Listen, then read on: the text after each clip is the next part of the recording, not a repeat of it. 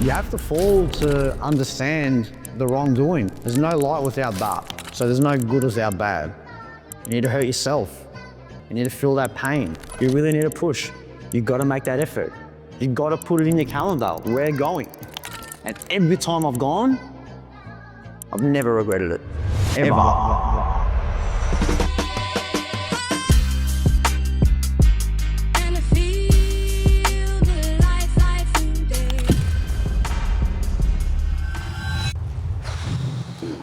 This is full on, guys.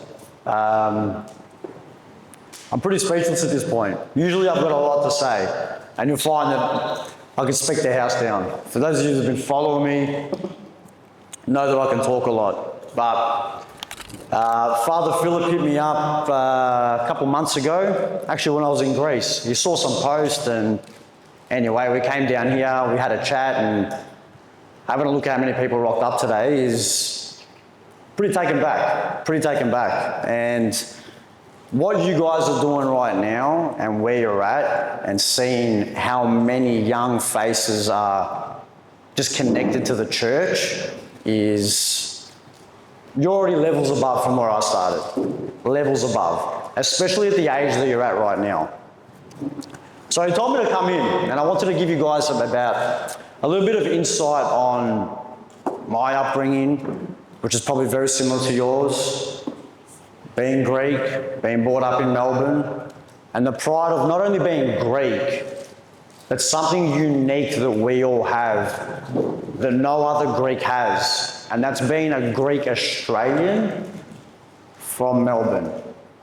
Because we have a unique sense of culture within us that it's unrelatable, even to the Sydney Greeks, even to the Greeks from Adelaide, even from the small population of Greeks from Brisbane.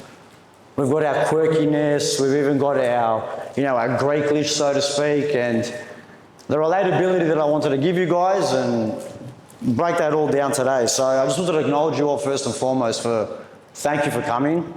I didn't expect to be speaking to this many people, so it's pretty full on. So give yourself a big round of applause. To see so many Greeks that are proud to be Greek and Orthodox at the same time, it's unbelievable. So a little bit about my story. 33 years old, born and raised in Melbourne to a working class Greek family. And my upbringing started very closely to the church. Not long after I was born, Mum went back to work, Dad was obviously working, and Monday to Friday, I'm with your young papu. And we grew up right across the road from Ayo Dimitrio in Paran, or Windsor. So from about when I was born up until about 4 or 5 years old, church was a regular thing for me, every week. But I'm not just talking Sundays. Like, I used to go there with a yarn on a Wednesday, clean it, riding my skateboard through there, kicking soccer balls, this, that, and the other. And what that taught me was having a set standard. And the word standard is very important, and having a certain standard is super important to everything else that flowed on from there. Because with my clients that I coach, everything that I tell them is raising that standard, whatever they may be. Because whatever standard that you have, you're going to fall to it. And my upbringing started with the Greek Orthodox Church, having that set standard. And although I lost my ways as I started to get older, because what happened is, obviously moved back at home with my parents, started playing soccer, Sundays, turned from church to playing bala, started training, and I lost my connection to the church because, to be quite honest with you, I started to find it boring. I'm walking in there, I'm like, come on man, like, it's just a whole bunch of papudes. Like, what am I gonna do here? And I'm sure at one stage or another, you guys all felt that. And put your hands up right now if you felt that at one stage of your life right now. bored about church, didn't find that connection. So when I see you guys here, all young and vibrant, I'm just like, man, I wish I had that. Had I had that, it would have been a different story. I think maybe my path would have been different. But that set standard that I was talking about earlier from the church, which was set the foundation, is something that I always fell to. So I've lost my ways with the church. I stopped going. I didn't find anything into it. As I got into my adolescent years, this is where the trouble kind of started. I went to some of the best high schools in Victoria. And I say high schools, plural, because I went to 3 high schools. I went to St. Kevin's College, lasted 3 years there. After that, I went to Hailbury, lasted a year there, and then I finished up at CBC. Now, with all the malakiyas that I did in high school, I always knew in the back of my mind there was a certain level of tolerance of how much shit, and I'm sorry to swear, but I'm just going to be upfront and raw with you guys, what level of crap I can take. You know that line? When you know you're doing something wrong, but then at the same time you're thinking to yourself, how much further can I push this? Am I willing to go to jail? Am I willing to get a detention? And it wasn't my faith that held me together. I was more thinking about how much is my dad going to kick my ass if he finds out of the crap that I've just done. So that was my situation with high school. But I finished year 12, I went through it. But the one good thing that I took out of school, the one good thing, this man right here, Jay Ritchie, stand up. That man right there, that's my Kubaro Jay. I met him in the small, brief little period that I had at Hailbury. And we became best mates.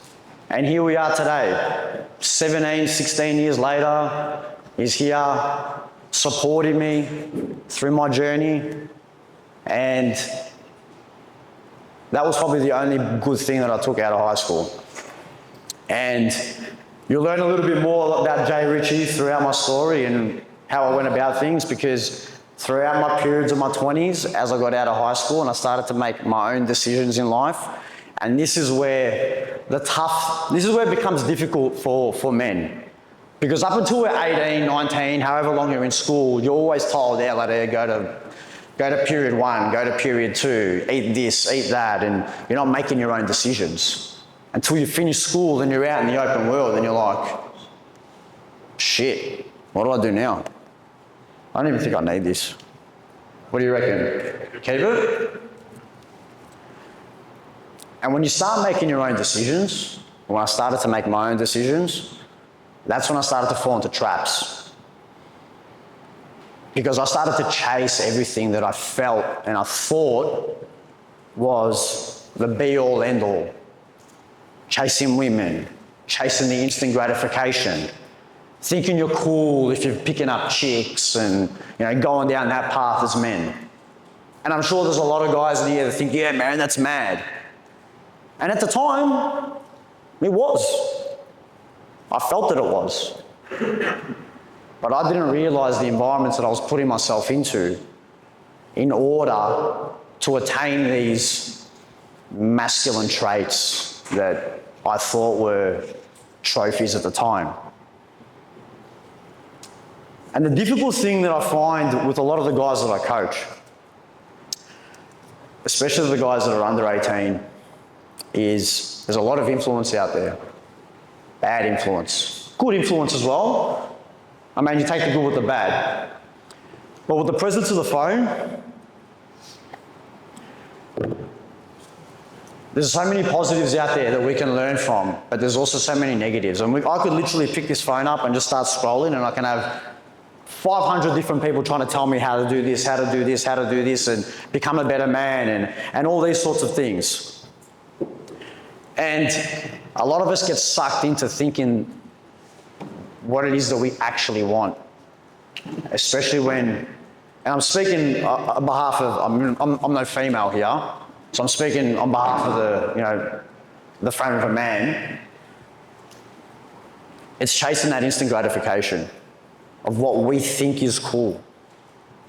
And now I stand back in hindsight as a 33-year-old and I look back at I'd even go far back as like 5 years ago, even less, even last year sometimes.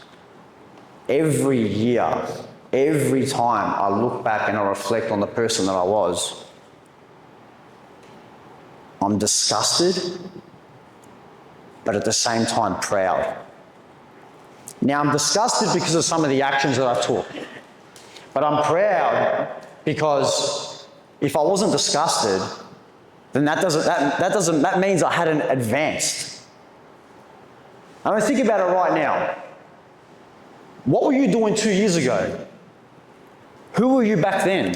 What decisions were you making? Were you even part of this youth group? What soccer team were you playing for? Which girls were you dating? Which boys were you dating?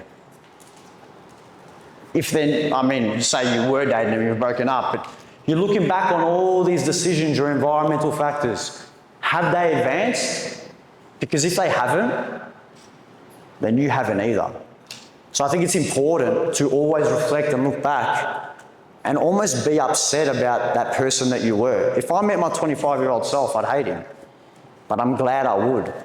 Because if I didn't hate him, I'd still be that 25-year-old self. And that's where you won't find any growth. And that's where I find that a lot of guys get caught up in thinking the now, the instant gratification, that feel-good moment that you get. But it's upon reflection, when you look back at your life and you think, fuck, was that me? How good is that? Look where I am now. That change. So through my 20s, I chased all that crap. And I did a lot of things and I put myself into a lot of environments in which I wouldn't be caught dead in right now. But at the same time, I'm so proud of the fact that I did that and came out on the other side. And the only thing that got me to come out of the other side safely was the fact that I had a certain standard. Because had I not had that standard, I could have just been into the rubble. And that standard came from my family. That standard came from the Orthodox Church. Despite me not being active in it, those bricks, they were laid very early on in my life. Standard. My mates that were with me throughout that time had that standard because it was their families that instilled the standard within them, and their environments was the ones I was stepping into, and how I thought people were going to view me changed a lot. And the big turning point through all the malakias that I did, this man again, Jay Ritchie, he gets another mention. Jay Ritchie, he asked me to be his kubaro. He asked me to be his best man at his wedding. And as we all know within the Greek Orthodox faith, you're the best man, you've got to baptize the firstborn as well. I think I was 28 years old at the time, so 5 years ago, maybe even 6 years ago. And again, I was a different person at that time, but he asked me. And it wasn't until then where I felt and I had to honour an obligation to my mate. Secondly, I took on a level of responsibility. And that's another massive one. I'm just thinking out loud right now. Responsibility. Responsibilities are what keeps you going, keeps you on the right track. How many of you here, I want to know the age, how many here above 25? Put your hands up. Above 25? So the majority of you guys are under 25, put your hand up. All right, so the large proportion of you guys are under 25. As you get older, you get a lot more responsibilities. Right? You might start running a business, you might get a girlfriend, you may have a wife and kids, so on and so forth. From 18 to 25, what I found in my life is I was just kind of skating. I was on the right track, don't get me wrong. I wasn't like unhealthy. I was still playing soccer. I was still working my apprenticeship at the time.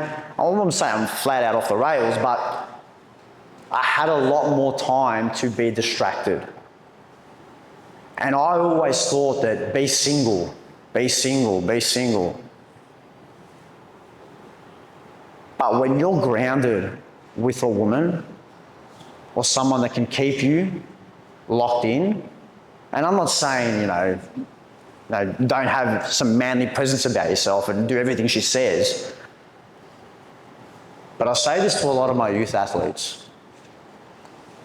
Some of the best footballers out there are the ones that are grounded.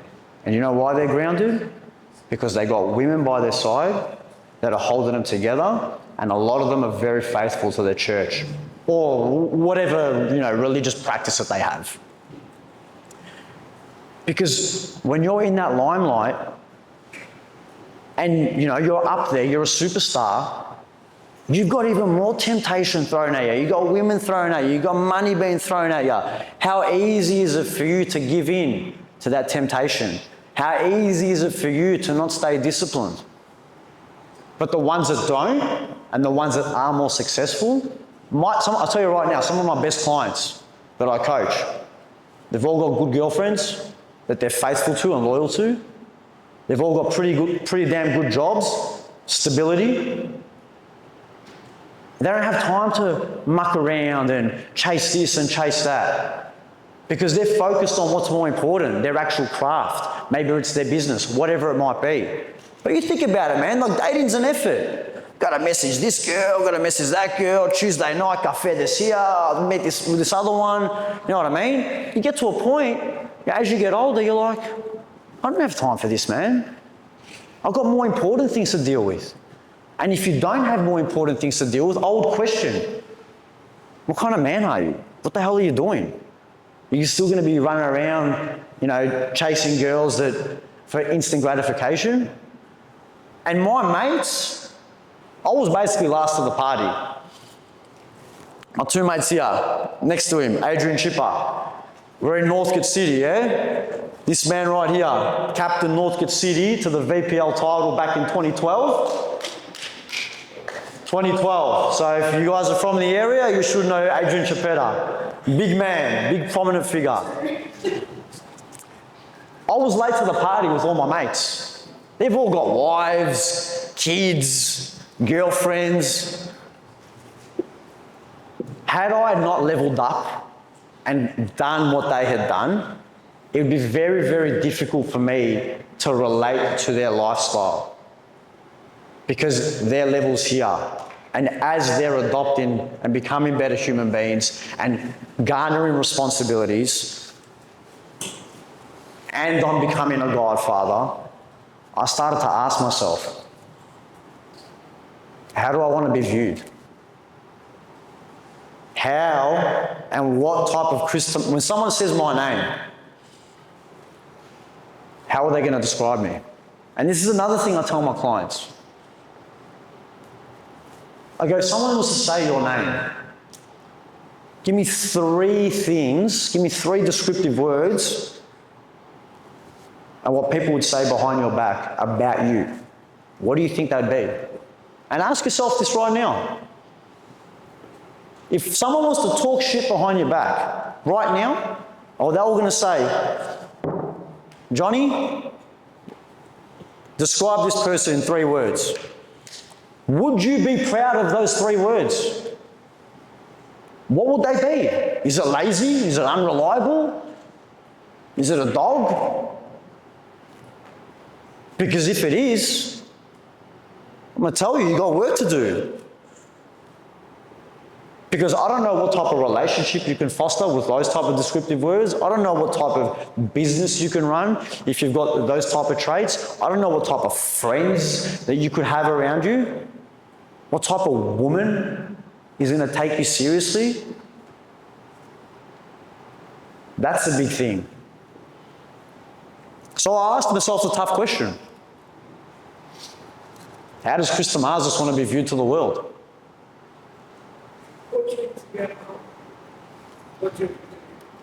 My first and last name fit at the end. So I asked myself a question. And they were tough questions because I knew I needed to do work if I wanted to be the person that I wanted to be. And don't get me wrong, man, I'm no finished product. I'm only 33 years old. You know what I mean? I was stuffing up 2 days ago. You know what I mean? I want to stuff up for the rest of my life. And the person that I am today, I'm going to laugh at in 6 months' time and think, who is this guy? Who did he think he is? And I hope that happens because that means that I've grown. I've grown.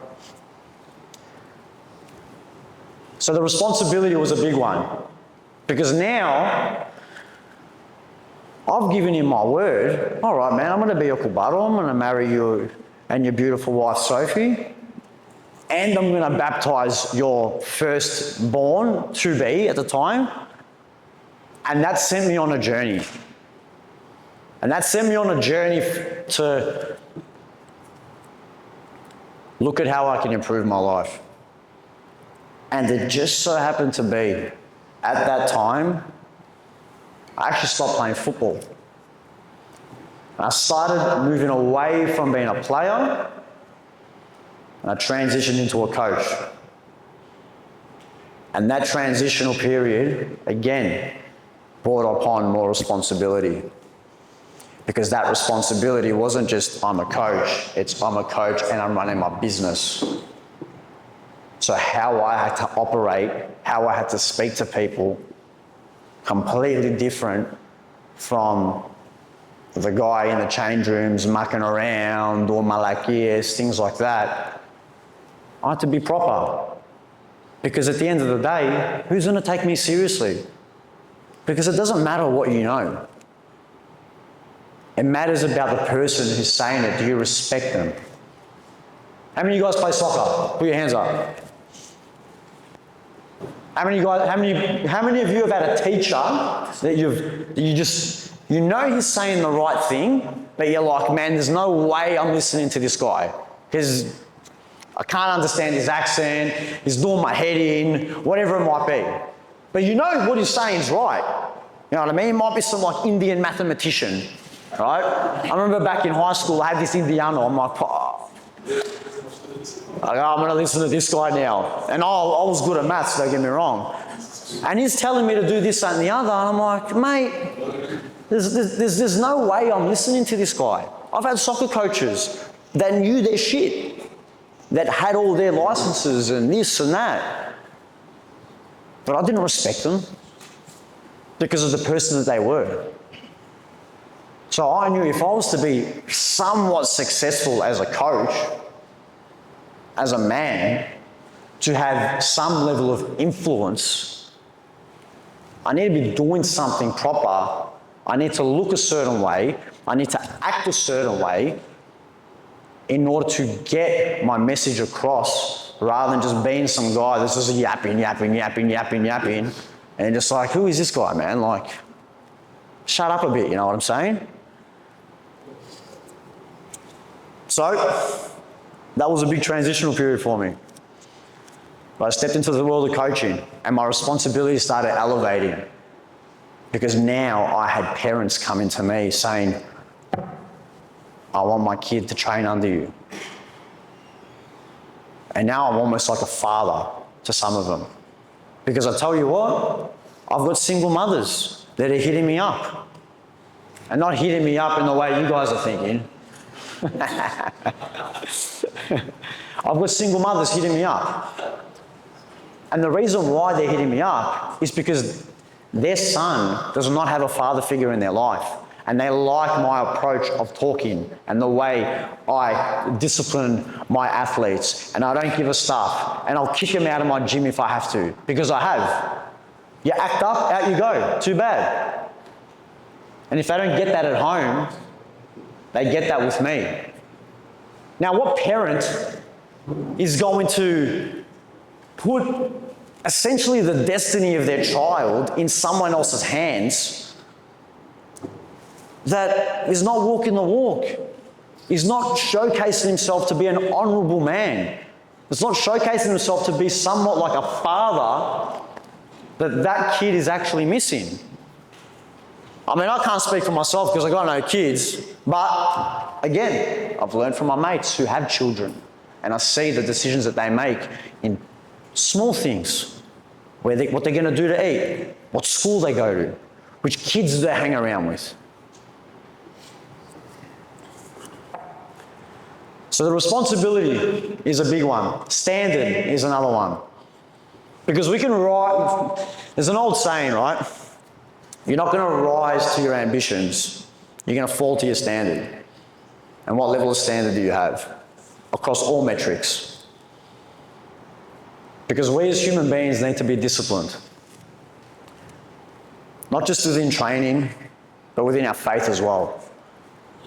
Because for me, I was disciplined in some aspects, but I wasn't disciplined within my faith. I couldn't go to church. I knew it was the right thing to do, but it bored the hell out of me.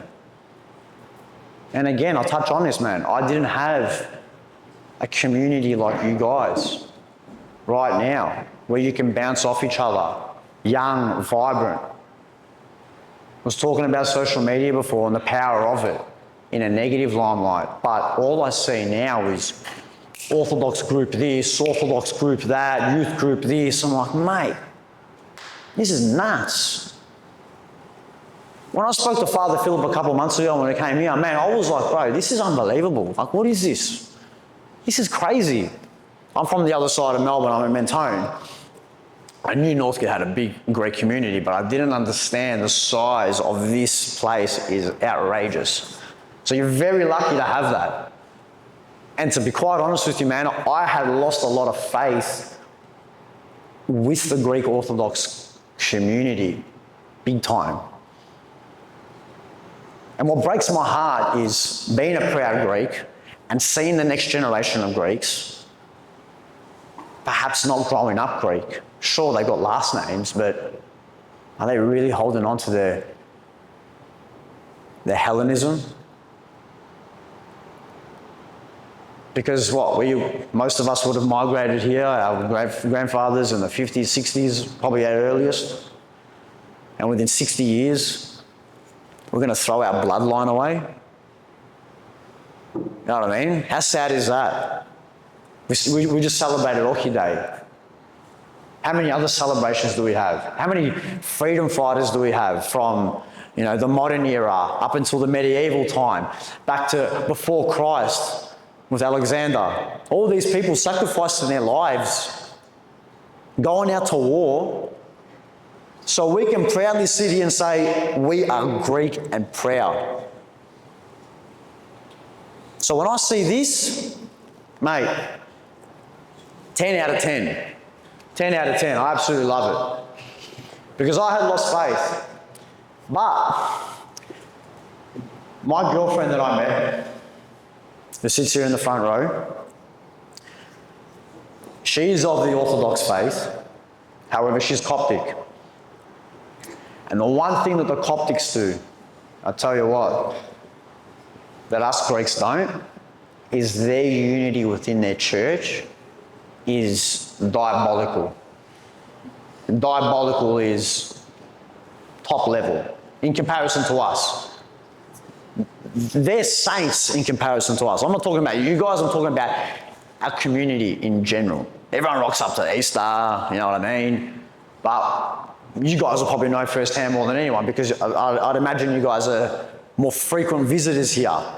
And then you go to Easter and then you see everyone there and you're just kind of thinking, well done for coming, but where was your input every other day of the year? What they do is remarkable. They're very close-knit. The children are involved. They have English services. They've got their youth groups. And even that in itself brought me closer to the church because I saw that and I was like, man, I can't have these Egyptians fucking doing it better than us. We're Greeks there. You know what I mean? We built the pyramids, mate. So that's my journey. And it's been a long one. It's one that I'm very proud of, and always continue to try to do my best in prospering and giving as much as I can to you guys or anyone else that I coach, because if you guys can take anything away from this to make yourselves better, again, like I mentioned, I'm no saint. I try my best. I stuff up. It's important to stuff up, but we continue moving through it. We continue moving through it. But the standards above all else. If you don't have those standards, it's very difficult for you. And had I not had those standards, thinking about God, always looking down, thinking about how much my dad would kick my ass if he found out, small things like that would have changed the trajectory of my life. So to see what you guys are doing right now, most of you under 25 years old, you're 10 steps ahead of me, man. 10 steps ahead of me. I was only at church when I was like 20 years old for Easter and weddings and, the standard sort of stuff. You wouldn't catch me on a Sunday. So, I thought I'd leave some questions to the end. If anyone does have any questions, feel free to raise your hand and we can go through it. Talk to me. How do you balance your life change? What's that, sorry? From before you were at the church, before you came back to the church, Yeah. now how much better? It's really hard for me to quantify how much my life has changed from when I was to where I am. I mean, it's night and day, man. It's honestly night and day. I wouldn't be here, number one. There's no way I would be here. I wouldn't have my girlfriend, number two. Probably wouldn't even have my friends, number three. They'd probably, they'd be around, but they probably wouldn't be there like they are right now. Like these guys drove over an hour to get here. Punt Road on the way here, mate. There's another level, man. Anyone else? Father Philip, surely you got something. Hit me, man. You said something very, very interesting before. Just before you did. You said we have to make mistakes. We have to stuff up. You stuffed up, and that sort of sums up why you're here. A lot of people will think, hold on, this guy's speaking in the church. Shouldn't he be telling us just not to stuff up? Shouldn't he be telling us with Father not to sin, period? Why do you say we have to sometimes fall? You have to fall to understand the wrongdoing. You've got to go through what the word is. You've got to be disciplined for your action. There's no light without dark. So there's no good without bad. You need to stuff up to recognize it. You need to hurt people. You need to hurt yourself. You need to feel that pain. Because there's always what's on the other end of it. Is that good? So that's why it's important to stuff up. But it's important to stuff up with a caveat. You can't just stuff up every day and go, oh yeah, I stuffed up. It's important. I'm doing the right thing. Sure, you are to a certain extent. But you've got to learn about the mistake, yeah? You've got to recognize, all right, I did my malakia. I'm not going to do that again. Because if you stuff up and then you stuff up again and do the same stuff up, well, you now become the stuff up. Does that answer your question? There's something I've actually never asked you, but what inclined you to go to Greece and actually go to Mount Athos? What was that experience? What was the thought process behind you? What was that force or reason why you felt like you had to go there? So I went to Mount Athos in 2023. And I mean, it was pretty much all because of you, dude. I baptized his son when did we baptize Nicola? 2019? When was he born? Nah. 2020. 2020, I baptized his firstborn Nicola in 2021. And I needed to know what the hell I was signing up for. Like, of course I'm going to be a Kubato. Of course I'm going to be the godfather of your son. But what does that actually mean? And I mean, I don't have all the answers right now.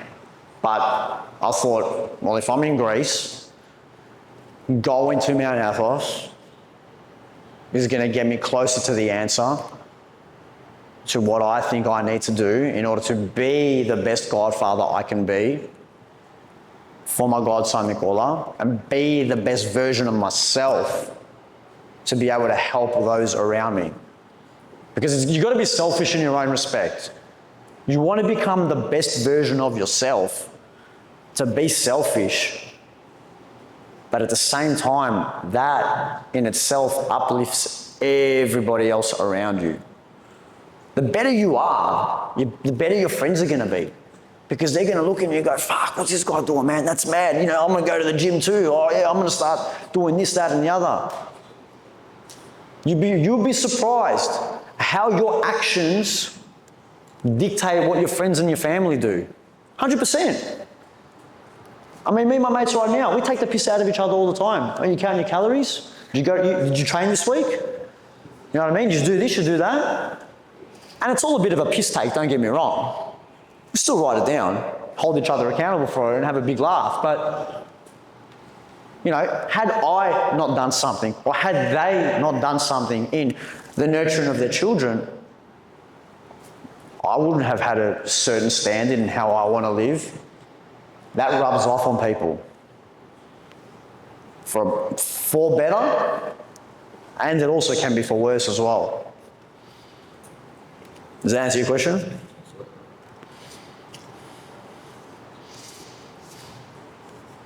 Surely you guys got questions.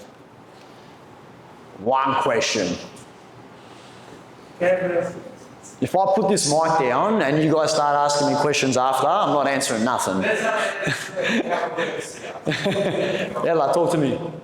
What's your number one most fulfilling achievement throughout your journey? One thing you can reflect on and be like, this is one thing that I'm so proud of. Just one thing. One thing that I'm so proud of Let's say specifically like in coaching. in coaching. Look, man, you kind of opened up a can of worms here, man, because to give you guys some background, I wasn't always in coaching. I'm a qualified electrician. I was running my business for a few years, and I got into coaching later on in my life. So I would say a big achievement for me was basically going, you know what, stuff this. I'm not doing this anymore. I'm glad that I did it, but I'm taking the risk in axing something that's given me a lot of stability and backing myself and believing in myself in doing what I want to do because I love it and I want to be known as that type of person. And what comes through all that is an avalanche of different things. You know what I'm saying? Like, you know, after I stopped playing football, I did a boxing fight last year and I won, and you know that for me was a huge achievement with, you know, really no experience in the sport other than, you know, the year and a half or so leading up to the fight in my preparation for it. So you know, all these little small things that were just flow-on effects from that one decision that I made, I don't think I would have had, you know, those type of achievements having, you know, made that decision. when I made that decision back then, I wasn't thinking, yeah, this is all going to happen, but I didn't even think I'd be standing here. This is taking me by surprise. You know what I mean? I'm actually shell-shocked, like, what the hell am I doing up here sort of thing, you know what I mean? Like, I'm proud of it, don't get me wrong, but it's still taking me by surprise. What was the point where you were like, okay, now I need to get back to church. My life is going away. At what point was I needing to get back to the church? Throughout my 20s,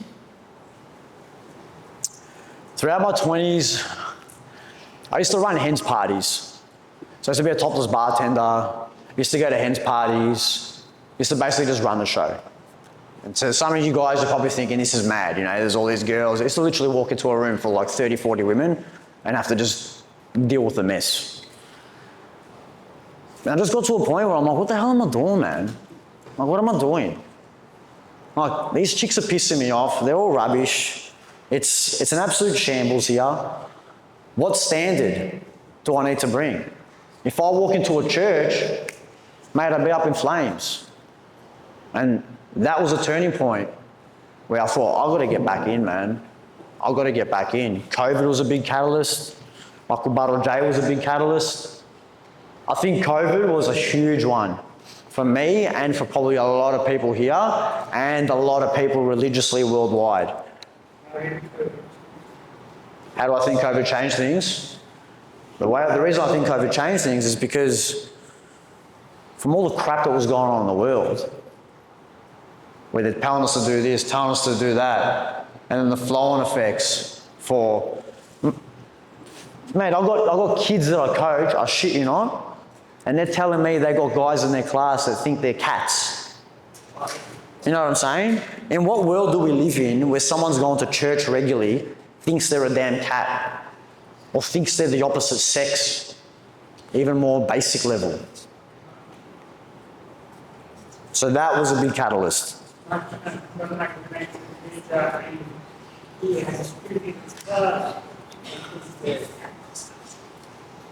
He thinks he's a cat? Good luck to him. I mean, what do you even say to that, man? Yes?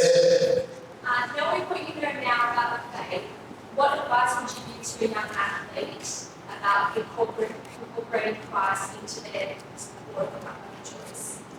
That's a good question. Knowing what I know now about the faith and what advice I'd give to a young athlete, to assist them in their endeavours of becoming a better athlete itself, is the beautiful thing about our faith is that there's a set level of rules. And when you've got set rules, it's going to keep you in line as a person. And like I mentioned earlier, if you are faithful to your faith, there's a lower probability that you're going to be out chasing women. You're going to be more grounded. There's a greater probability of you praying, which is going to put you in the present moment. There's a greater probability of you just being a more humble person. And all these traits build the characteristics in what I believe, not only the ultimate athlete, but a better human being in general.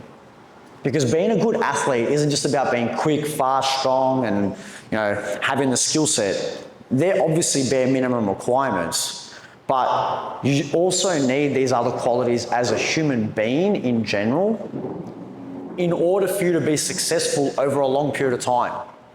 You can be a great athlete for 2-3 years. Everyone knows Ronaldinho, yeah? A lot of the Brazilians fall into this kind of category where they're great for like 3 years and then they're gone. You ever ask yourself why? It's because they're party animals. They involve themselves in just crap. Ronaldo, the one that played for Real Madrid, the Brazilian one, he was known to play in Madrid on Friday night and then fly to Paris on Saturday to go party. And look at his career in comparison to Cristiano Ronaldo, who's nearing his 40s, or he may even be in his 40s, and he's kicking ass. And he's got a faithful woman next to him. And I'm not too sure if he's, he's religious by any means, but he still has characteristics that I was mentioning. He's Catholic. Okay. So that is what I would still. Doesn't necessarily have to be the faith itself, but it's the rules that the faith, what come with the faith. Does that make sense to you?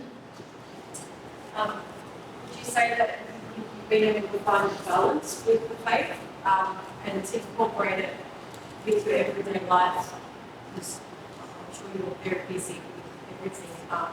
So yeah, do you think with the balance, how would you say that, you've incorporated both?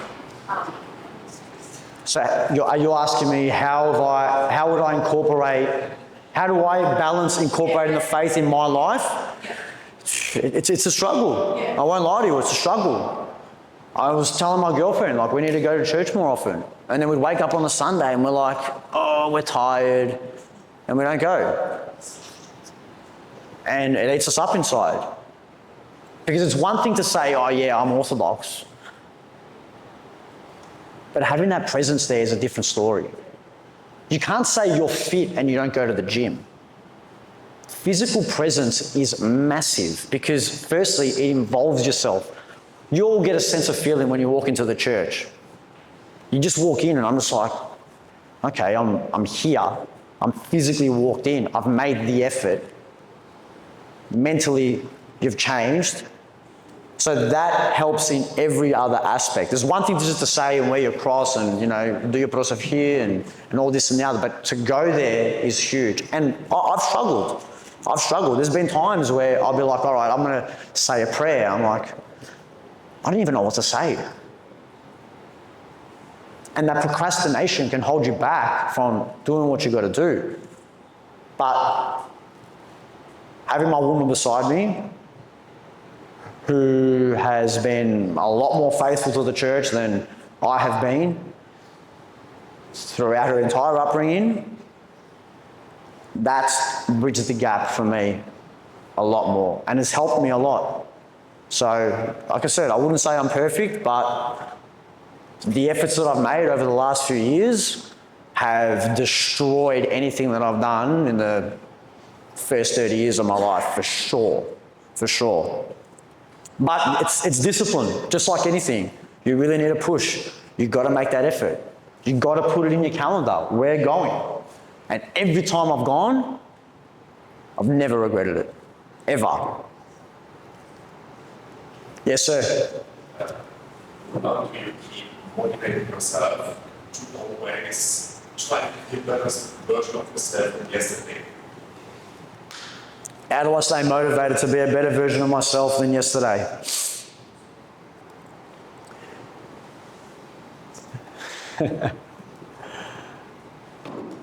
The more shit that I talk, the more I put myself out there, the more I'm in the limelight, the more I've got to make sure that I'm the person that I say that I am. So, believe it or not, when I'm on Instagram posting this, posting that, doing this, doing that, I'm literally putting on blast. Chris Tomazis is this, he's doing this, da da da da. Now I've got all these people that are watching me thinking, oh, he's doing that. I was doing a carnivore diet a couple of months ago, just before I went to Greece this year. Mate, I was down in Rye. I was at a cafe. Off-peak season, yeah? We're in like June, July, whatever it was. And no one's down there. I'm sitting down at a cafe. Some random guy comes up to me and goes, taps me on the shoulder and he goes, I hope you're making the right food choices here. Because he obviously watches my stuff. And he knows I was doing the carnivore diet. Now imagine this guy rocks up and I'm smashing burgers, chips, milkshakes, straight out. I'm a fraud. Bang, that's it. You know what I mean? Reputation in the toilet. So that's one thing. Another thing is I have an obligation to my clients as well. I need to be a certain person. So although I'm not pursuing any, physical endeavors right now to become a world champion or anything like that. I'm just kind of training to be, pretty fit and strong and look good for my age. It's the people that I serve that they need to see me presenting myself in a way that I guess they're going to respect. So that's a big thing, man. But to give you something to take away, for yourself personally, they can help you and others if you're not kind of, I guess, in my sort of like limelight position, however you want to say it. You've got to have a plan. You've got to have a structure. You've got to have an environment around you that facilitates all of that. And if you don't have any of that, forget it. It's in the toilet. It's in the bin. It's not going to happen. It might be wishful thinking, but again, longevity in it. Yes, sir. If you're boxing fight specifically, Yeah. you use the fake code, How did I use the faith? Did any of you guys watch George Kambosos versus Lomachenko? Yeah. If you remember their introduction song when they came out, does anyone remember that? They came out to the Psalms 135. Exomologisto. I did the exact same thing. I was watching that fight, and this was like 2 weeks before mine. I'm like, bro, that's mad. 2 weeks prior to my fight, I shit you not, man, there was a moment where I was in the mirror skipping for like 40 minutes straight, and I had like Orthodox military chants going off in my ears. Bro, I was just like looking at myself. I'm like, oh, you're a weapon, man. You're gonna destroy this guy. I take myself back to that moment. It was nuts. On top of that, the morning of my fight, I run this run club on a Monday morning, right? Where we all go to the beach and we bag each other, run up hills, this, that. Now, on the week of my fight, I didn't go on that Monday morning because my boxing coach said not to go because you're meant to like really rest that week before the fight. Now, when you don't go to the run on the Monday, you got to do a 7-kilometer run as a punishment before the end of the week. I hadn't done my run yet. Saturday morning hits and I'm thinking, all right, I'm either doing it right now before my fight. Sunday was not an option. I'm like, there's no way I'm going to go for a run 5 a.m. Sunday after I won my fight. So that morning, 7 a.m., I went for the 7-kilometer run and I ran. And on the way through my run, I ran past my local Greek church in Parkdale. And I sat there in the middle of winter, would have been about 5:45. And I sat there, I ran, did my prayer, and it was just utter silence.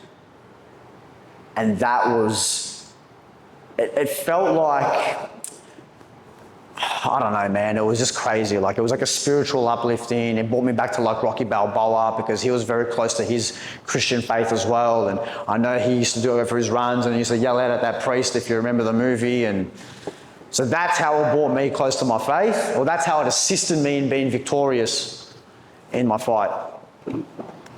What, are there any Christian online Are there any Christian online personalities that I listen to? I've listened to a lot of Orthodox. They're Orthodox priests from, I believe they're from America. They're not Greek. I can't remember what this guy's name was, but he's a very good speaker.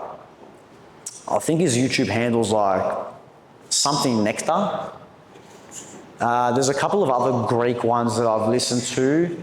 My girlfriend's handed me, and we've listened to a couple of Egyptian Coptic Orthodox podcasts that I believe they run in Melbourne or Sydney. Some young guys that, part of a youth group, and, they get a couple of bishops, priests and stuff like that, and then just talk about, things that, we as young men, young women are dealing with in our lives, relatable sort of stuff. Not just talking about, the Bible itself, but a lot of things like that. So they're the ones I've typically touched on. Yes, sir. What's the habit you've got instilled in your life at the moment that's led to positive influence you maybe wish you had instilled that in maybe our age earlier on? A positive habit. Yeah, like a weird thing that you do that's maybe different to what other people might do in like mornings or your evenings, and you do it's like influencing you for the better that you've instilled into your life now. So you're saying something that I do that... Yeah, like during the week, you might, the time you wake up in the morning, or you might do a certain actions or behaviour that sort of is integral to your structure or schedule now. Is there anything that comes to mind that maybe we should? Look, nothing out of the ordinary, I don't believe, man. Training, I guess, that keeps me grounded, that keeps me fit, that keeps me sharp, that keeps me strong, and that in itself bleeds into other avenues and other positive flows onto other avenues of my life. If you're looking for some crazy, idea, I don't really have anything, man, and I don't think it really needs to be anything. It just needs to be eat good food, train regularly, and surround yourself around good people, and the rest will really take care of itself. You know what I mean? You don't have to do some handstand while juggling a tennis ball and, you know what I mean, trying to drink water in your ear or something like that. Just train every day, eat meat, you know what I mean, be a good person, and come to these events as often as you can so you can surround yourself around people that have that same mindset as you to impact you in a positive way. Yes, sir. Apart from coming into religion earlier in life, what's your biggest regret? I've got no regrets. I've got no regrets. That doesn't mean I haven't done some dumb shit, but I've got no regrets. Everything that I've done has shaped the person that I am right now. So I wouldn't take anything that I have done back. What do you think is the biggest change you've made? The biggest change I've made? Give me some more context, be specific. Or I'm not sure if that's anything. okay, well, let's just talk about it. Our biggest change. What type of answer are you looking for? I know for myself, I was always unhappy with my weight, so I started cutting calories and it helped me massively. Yep. So that's my example. Okay. So, are you looking for advice from a physical standpoint on how you can improve something? I'm just curious. I've mentioned it before, man. A big change that I made was, my environment, my line of work changed massively. How serious I started to take myself. And that was a big change. Once I started taking myself a little bit more seriously, people started to take me seriously. Because when you're that joker, you're just joking, you're taking the piss all the time, people are going to look at you and like, mate, this guy's for the circus. You know what I mean? How can I take someone serious that is constantly taking the piss out of himself? And then when that person does talk, you're kind of unsure. You're like, hang on, what the hell's going on here, man? Do I listen? Do I not? And I struggled with that at the start when I was coaching. Because I transitioned from a player to a coach at the same football club that I was playing for. So my position changed. It went from player to coach. But my personality didn't. And then people were looking at me like, shut up, Retama, you're making us run, who are you? Sort of thing. And I was like, fuck, fair enough. All right, well, I better change the person that I am. Otherwise, what I'm saying ain't going to be very successful, again, what I might say might be right, but who's it coming out of? Do they respect the person? What character is that person coming from? And that can dictate a lot. So if you want to have the ability to present yourself better, small things, man, talk better, and you physically look a certain way in which you're proud of, the way you express yourself will drastically change. Because how many kilos have you lost? It's about 14 kilos. 14 fucking kilos. Bro, 14 kilos, that's unbelievable. 14 kilos is massive. Bro, let me tell ya, if you were 14 kilos heavier, I bet that you probably wouldn't even have the balls to put your hand up and ask me a question. Straight out, because it plays on you're heavier. You're probably not going to walk in here as proud and confidently. You may not even worn that shirt. They probably wouldn't even make a shirt that fits a person of you. And all these small things, they dictate so much. I'm telling you. Massive. 14 kilos is huge, bro. That's your new standard. So you're 14 kilos, man. You don't drop that shit. Get used to it. Keep working. Are you at where you at? Are you at where you want to be? Well, currently not. Still, I go with it. I mean, look, there's no final destination, but is there more that you want to achieve? Absolutely. So you need to now harness that and then pierce that barrier and get into that new realm of standard. Because everything that you're doing right now, 14 kilos lighter, man, you know when I was talking about reflection and things like that? How long has it been since you lost that 14 kilos? I was lighter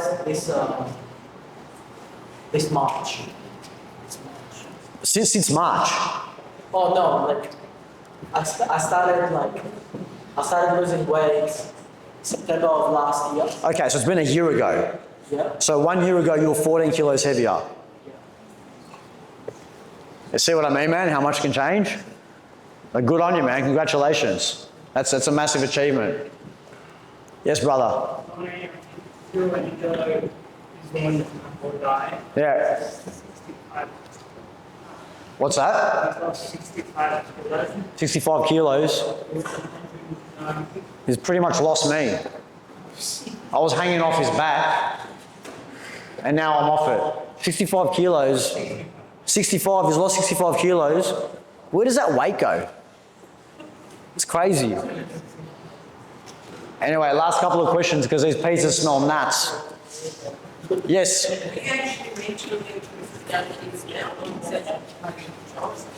Yeah, correct. Yeah, so I'm a sports performance coach, and a lot of my clients are youth athletes, typically between 13 up until 25, 26 years old. And a large proportion of the ones that I see in person are under 18 years old. And yes, I'm mentoring them from a mental standpoint, from a confidence standpoint, everything that entails with that, but also physically preparing them for what they do out in the field and things like that. So yeah. Yeah, bro. Just soccer players? No, not just soccer players. Majority are soccer players, but I've got some young basketballers, few little AFL players, some random ones like hockey, but look, I would say the majority, like 97%, 98%, are soccer players. Yeah, bro. Just kind of curious to know, I remember watching a video that you made a couple of years back. Remember you were explaining how you transitioned from playing soccer every Sunday to going to walk to the church every Sunday. I'm just kind of curious how your thought process changed during that time of trying to make that jump. Wasn't really my decision, bro. I'm 4 or 5 years old. You know what I mean? Think about what 5-year-old is out there going, like, making decisions for their own life. And it was purely my environment. Because I grew up with my grandparents, my yampapu. I live with them. my mum and my dad or mum, I can't remember, they literally dropped me off Monday morning, and mum and dad would pick me up Friday night, sometimes Saturday morning. And I'd be with them Monday to Friday. And they'd just work, and then I'd be with them on the weekends. And I'd do that up until I was at school. So once I started school and I was of age, I started living obviously with my parents again. Things started to change, and I now started playing soccer. I wasn't playing soccer when I was 1, 2, 3, 4 years old. I could barely walk. So once I started playing soccer and I was involved in clubs, well, and I was with my parents who weren't going to church, my grandparents were, my parents weren't, then that's where the environment changed. Then, you know, Sundays now became soccer, not church. And I guess that was almost like the beginning of the end, if that makes sort of sense. And then I rekindled it obviously later on in my life. But it was that moment right there. But was it, I mean, look, don't get me wrong, I wasn't telling my dad, hey man, let's go to church by any means. You know what I mean? Which 5-year-old, you know, that's, you know, running amok, young, fit, is going to be going to church with papudes over playing soccer with all the kids and getting souvlaki after and doing this, that and the other. You know what I mean? Not many. So that was it. There was another one back there. Yeah. So you were electrician, once the coach you had chasing dreams. What would you advise for them for growing up? Who wants chasing dreams, like take that plunge? What advice? Bro, you got to back it, man. You got to seriously back yourself. You got to seriously back yourself, because I tell you what, there are not many people that supported what I wanted to do. In fact, even my family didn't even support me, bro. Even my family didn't even support me. My old man's like, you're going to become a coach? Like, what the hell does that even mean? You know what I mean? And I've got to sit here and be like, you know what I mean? As strong-willed as I am, and as confident as I like to think that I am, at the end of the day, man, when people talk shit, you hear it. And especially when it's from someone that brought you onto this world. So, no, it wasn't easy. And there was a big financial hit. And there was a lot of things going in my mind where I'm like, all right, well, I'm giving up this for this. How do I go about that? But had I not backed myself, it would never have happened. So that mentality of proving everyone wrong kind of going forward. Well, I think you almost need to have a little bit of a chip on your shoulder that's going to drive you, man. And I was saying this on my socials the other day. Creating a list of hate. A list of hate. And on this list, you write down every single person's name that's hated on you. And every time you can't be stuffed going to the gym, every time you can't be stuffed sending that email, every time you can't be stuffed doing whatever that you know you should be doing to make you a better man, you pick up that list and you have a read of it. And you look at every single one of those names. Because if you don't go do what you're meant to do, all you're doing is proving everyone on that list that they were right. And that's exactly what you don't want. You want to prove them wrong, like in a soccer team. Coach drops you, all right, I'm gonna work harder. I'm gonna score a goal. I'm gonna go play for a better team. When I play against my old team, I'm gonna score a goal, rip my shirt off. That feeling right there, you know what I'm saying? Girl dumps you. All right, I'm in the gym. I had a 6-pack, now I'm gonna get an 8-pack. So she swims me down at the beach. You know what I mean? So you need that. Last couple, because yeah, we've got calamari here too. Fuck.